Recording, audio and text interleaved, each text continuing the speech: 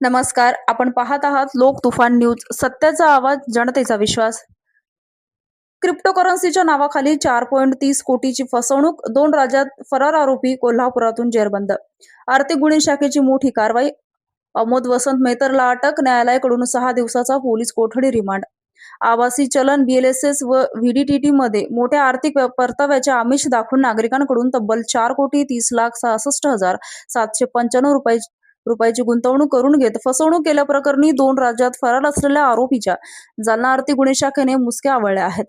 अमोद वसंत मेहतर वय 50 वर्ष, राहणार इचलकरंजी, जिल्हा कोल्हापूर, याला कोल्हापूर जिल्ह्यातील वडगाव पोलिसांच्या मदतीने अटक करण्यात आली.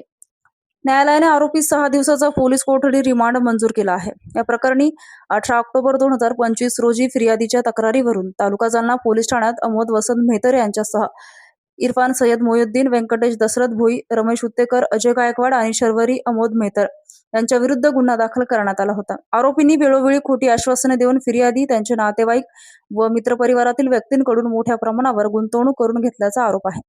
या प्रकरणात कलम 420, 406, 409, 120 बांधवी तसेच एमपीआयडी कायद्यातील कलम 3, 4 व 5 अन्वये गुन्हा दाखल करण्यात आला आहे.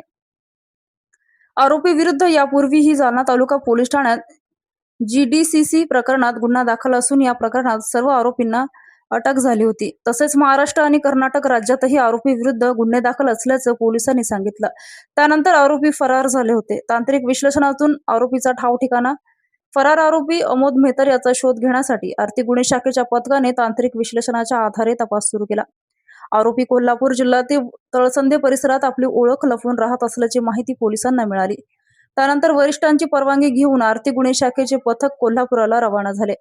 तळसंदे परिसरात मोठे महाविद्यालय असल्याने मोठ्या संख्येने विद्यार्थी भाड्यांच्या खोल्यांमध्ये राहत असल्याचा फायदा घेत आरोपीने तेथे भाड्याची खोली घेतली होती. ओळख लपवण्यासाठी त्याने दाढी वाढून आपले वास्तव्य गुप्त ठेवले होते. मात्र पोलिसांनी सखोल तपास करून त्याचा ठाव ठिकाणा शोधून काढला आणि 20 ऑगस्ट 2026 रोजी वडगाव, कोल्हापूर येथे आरोपीला अटक केली. आरोपीला न्यायालयासमोर हजर केले असता न्यायालयाने 6 दिवसाचा पोलीस कोठडी रिमांड मंजूर केला आहे.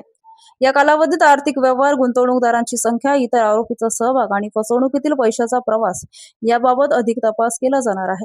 ही कारवाई पोलीस अधीक्षक तेगवीर सिंधू, अप्पर पोलीस अधीक्षक डॉक्टर विक्रम साळी आणि उपविभागीय पोलीस अधिकारी आर्थिक गुन्हे शाखा बाळासाहेब पवार यांच्या मार्गदर्शनाखाली करण्यात आली. सहाय्यक पोलीस निरीक्षक मिथुन घुगे, पोलीस उपनिरीक्षक शैलेश मस्के, गोकुळसिंग कायटे, किरण चव्हाण, समाधान तेलंगरे, विष्णू कोरडे, ज्ञानोबा खुने आणि श्रेयस वाघमार यांच्या पथकाने ही कारवाई केली. क्रिप्टोकरन्सीच्या नावाखाली आपली आर्थिक फसवणूक झालेल्या नागरिकांनी पुढे येऊन आर्थिक गुन्हे शाखेकडे तक्रार नोंदवावी असं आवाहन पोलिसांनी केलं. लोक तुफान न्यूज, अशफाक पटेल.